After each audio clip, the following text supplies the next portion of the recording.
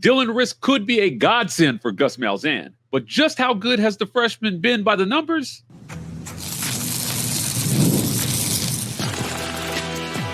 You are Locked On UCF, your daily podcast on the UCF Knights, part of the Locked On Podcast Network, your team every day. Welcome on in to Locked On UCF. I'm your host, Mike G, and thank you for making Locked On UCF your first listen of every day. It's Wednesday, and we're talking about Dylan Rizk, the young freshman. Gus Malzahn made the decision to go to his freshman in light of KJ Jefferson not being so great. Jacurri Brown didn't work out. EJ Colson may not be ready. So where do you turn 75% of the way through your season? Well, you turn to Dylan Rizk and you see what the young guy has got. Now, a lot of fans are on edge right now about what's going on down in Orlando. They think it's time for Gus to go. They don't really care how this is going. So if you're Gus, maybe you're feeling the pressure a little bit and you feel like, hey, I've got to make some changes here and I've got to get another guy in here to see if they can get it done. Well, that guy was Dylan Rizk. And today we're going to take a look at his numbers and how good he's been since taking over in the last quarter of that BYU game. We've got some numbers here, courtesy of our friends at Pro Football Focus.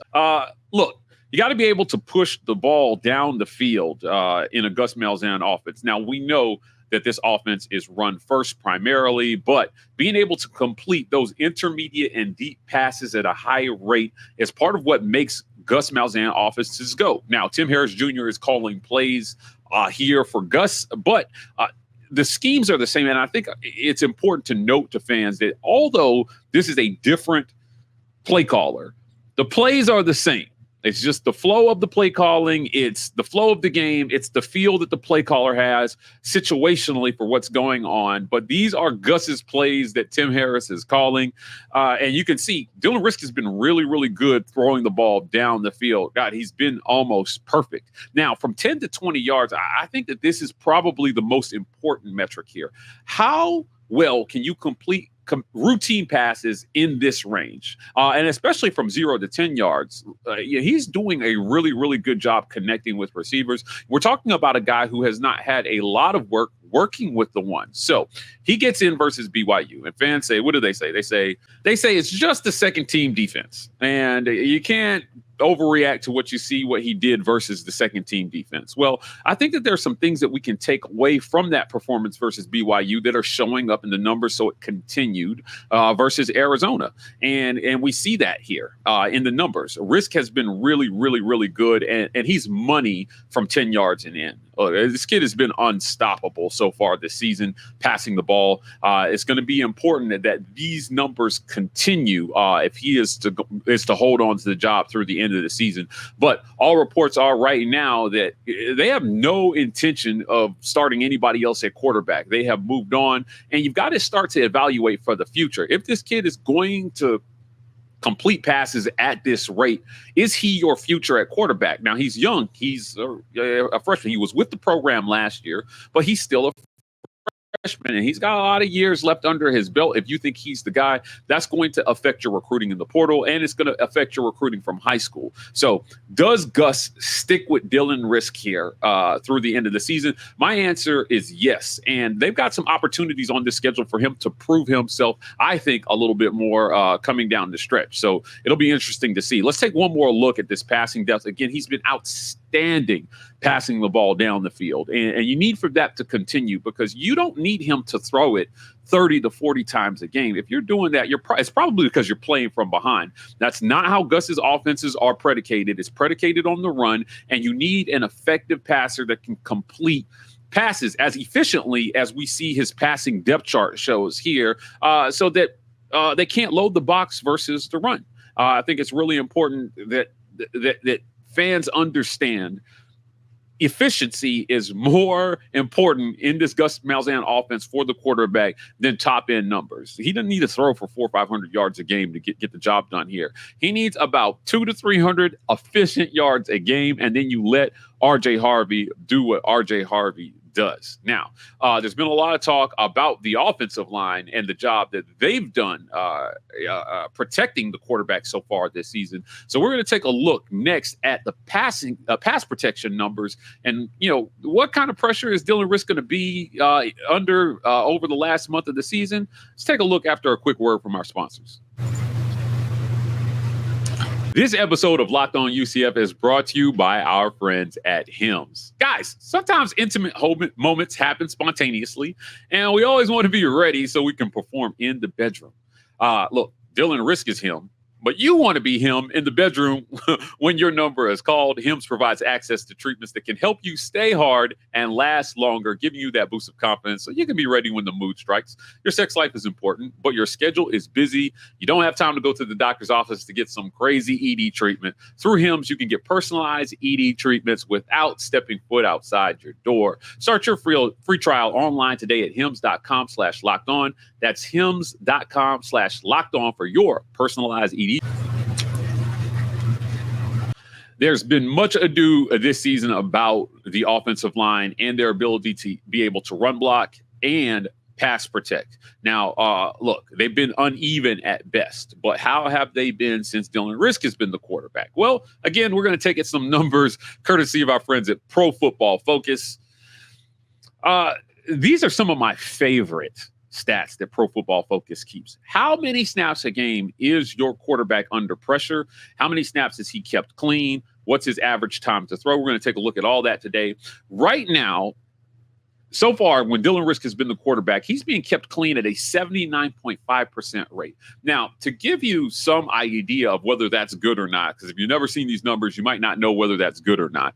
A protection rate of around 75 to 73% is considered good in college football. If your quarterback is under pressure, less than 28 to 26% of his dropbacks, I know that might seem like a lot, then that's considered good. That's an average protection rate. Anything over that is bonus time. It's bonus territory for you. So now, the quarterback's ability to be able to manipulate the pocket and manipulate pressure has a lot to do with these numbers. But right now, staying upright on 80% of your dropbacks is crazy. So at the best, the offensive line is doing a great job protecting Dylan Rizk. But also, I think you have to add in there that he's doing a good job staying cool in the pocket and getting the ball out of his hands. Now, this gives us the number of dropbacks that he's had so far. So 44 dropbacks this season, but only 37 pass attempts. He's completed 27 of his 37 pass attempts for a 73% completion percentage rating. That's good. Look, that'll win you a lot of football games. So we talked about efficiency in the last segment. How efficient has Dylan Rizk been? Well, he's been very efficient at 73%. If that continues, it's going to be really, really hard, I think, to keep this kid off the field next year. So he's got a few more games this year to prove that what we've seen so far isn't an anomaly, that it's not an aberration, and that he can continue this level of play here over the last part of the season and maybe even secure the job going into next season. So we're talking about completion percentage. 73% would be good for first in the conference, so that we're being clear. Now, he has a smaller sample size than the other quarterbacks right now, but going down the list, you got Shedeur Sanders, who's at 73.3%. Obviously, he's doing really well so far this season. And then you've got Josh Hoover at TCU at 67%. He's got 343 attempts on the season. Brendan Sorsby, 262 attempts at 65%. You've only got one quarterback in the Big 12 that's better than 70%. The next closest is at 67. If Dylan Rizk's numbers hold, he would be the best, if not second best, in the conference in completion percentage. So this sort of efficiency is definitely going to give you a lot of chances to win games here. Now, what else does he do well? Well, we're look at yards per attempt. Yards per attempt is probably one of the most underrated stats that gets overlooked here when we're talking about how efficient is a quarterback. Because if you're dinking and dunking down the field, we've seen that with some of the better quarterbacks in college football in recent years where, yeah, they're completing 70% of their passes, but a lot of them are check downs and passes behind the line of scrimmage. Now, we took a look at that passing chart. So he's pushing the ball up the field when he needs to.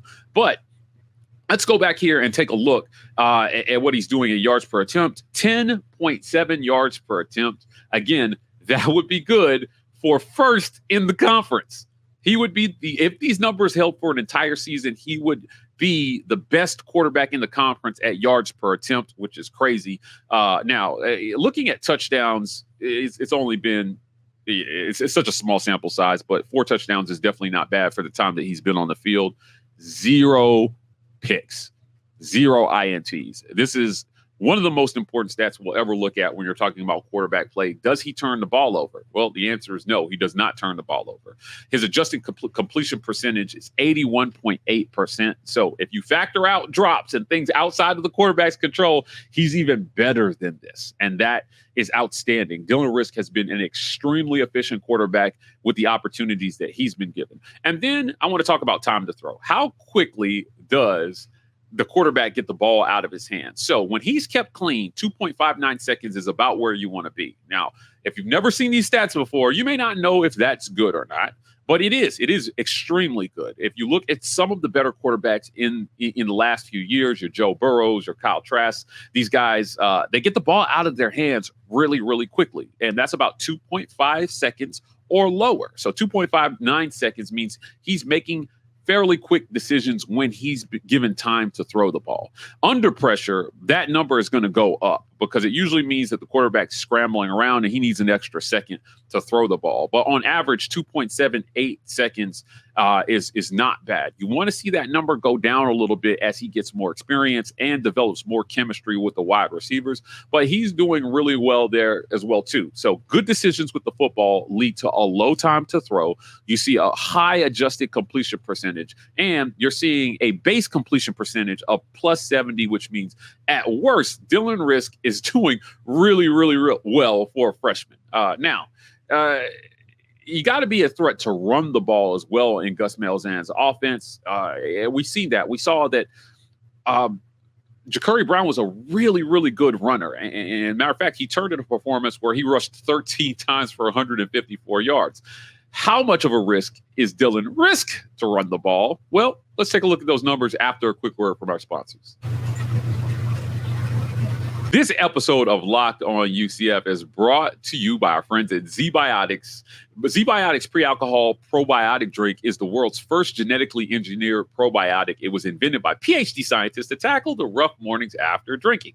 Here's how it works. When you drink alcohol, it gets converted into toxic byproduct in the gut. It's this byproduct, not dehydration, that's to blame for your rough next day. Pre-alcohol produces an enzyme to break down this byproduct. Just remember to make ZBiotics your first drink of the night. Drink responsibly, and you'll feel your best in the morning. So how does it work? Well, step 1, drink pre-alcohol. Step 2, drink responsibly, probably the most important step. And step 3, enjoy tomorrow. Go to ZBiotics.com/LockedOnCollege to learn more and get 50% off your first order when you use Locked On College at checkout. ZBiotics is backed by a 100% money-back guarantee, so if you're unsatisfied for any reason, they'll refund your money, no questions asked. Remember to head to ZBiotics.com/LockedOnCollege and use the code LockedOnCollege at checkout for 15% off.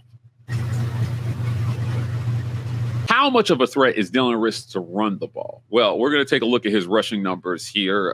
Again, courtesy of our friends at Pro Football Focus. So we're looking at a really, really small sample size here. But so far, he's got 13 attempts for 95 yards on the season. Now, look, those numbers may not seem gaudy, but it means that when he gets out of the side of the pocket and plays breakdown, Dylan Rizk is a risk to take off on you. Now, I think the most important metric when you're looking at this, and it's a small sample size, is average yards per attempt, attempted rush here. 7.3 yards per attempt means that he's dangerous. He's dangerous with his legs. Now, he doesn't have to be a prolific runner for this offense to work. As a matter of fact, Dylan Rizk just has to be a threat in some way when he gets outside the pocket to keep defenses honest and for you to open up your entire playbook.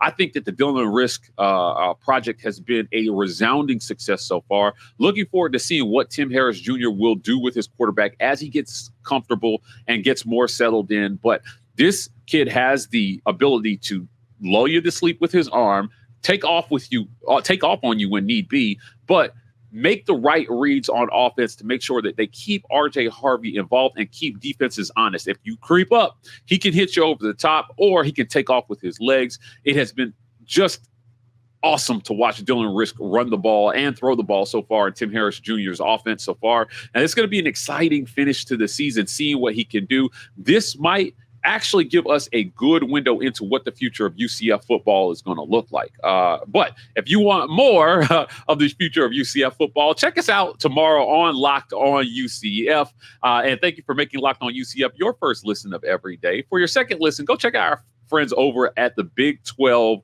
Locked On podcast. Drake Toll leads the conversation in conference realignment news and holds no punches when it comes to covering every team in the Big 12. Find Locked On Big 12 on YouTube or wherever you listen to podcasts. Guys, we're signing off, and we'll be back at you guys tomorrow with more Locked On UCF.